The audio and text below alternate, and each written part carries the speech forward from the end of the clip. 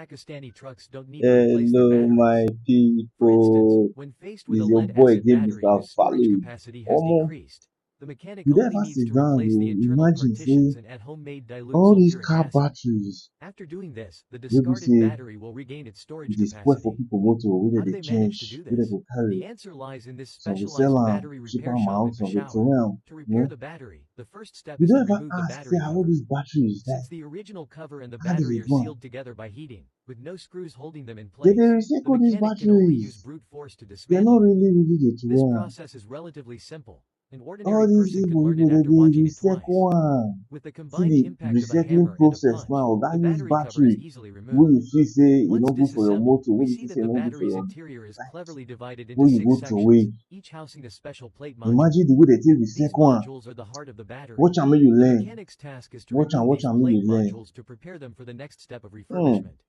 Since the battery casing will be reused, it needs to be washed with clean water. After all, the quality of the refurbishment depends entirely on the mechanic's skill and attention to detail. Only by performing each step to perfection can the work be flawless. To ensure that the refurbished battery can be restored to its factory condition, the mechanic cleans it thoroughly before taking out brand new plate modules. To ensure that the new and old materials bond well during the casting process, the mechanic uses a zinc knife to grind the joints. The roughened surface increases the contact area, making the adhesion of new and old parts more secure. Next, the new spines need to be cast. The mechanic skillfully casts them without the need for special molds. Since the new spines are of different lengths, they need to be carefully trimmed with scissors to ensure uniform length. This makes it easier to assemble the plates later. After trimming, the mechanic fetches new separators and begins to assemble them with the plates in order. The separators are usually made of special fiber materials to ensure insulation between the plates. Each module contains 10 positive and 10 negative plates, and a battery requires 6 sets of plates. After stacking, the mechanic clamps the plate module into the mold and pours molten aluminum into the mold, connecting all the plates in series. This ensures that the battery can charge and discharge smoothly during use.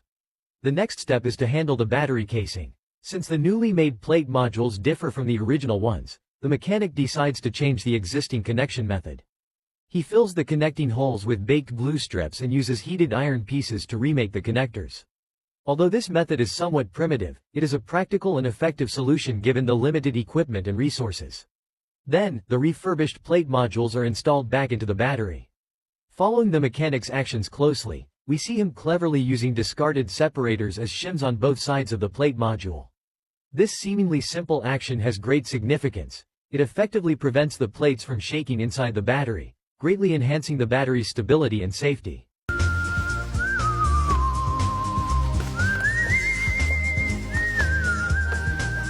Next, these plate modules are connected in series to form a complete circuit.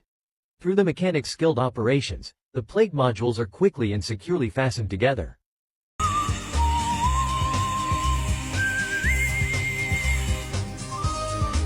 Since the previous terminals had been cut off, the mechanic needs to cast them back on site.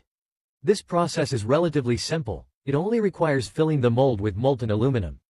At this point, the battery repair work is nearing completion. Due to the lack of advanced connecting equipment, the mechanic has to use heated iron sheets and glue strips for sealing. Although this method is somewhat outdated, its sealing effect is excellent, making the battery and the seal effectively one integrated unit.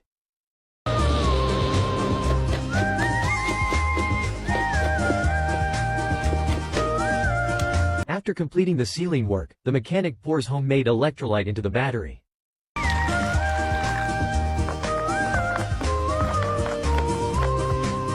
The final step is to charge the battery. Once fully charged, the battery can be used just like a new one. It's truly impressive. Kudos to the Pakistani mechanic's superb craftsmanship.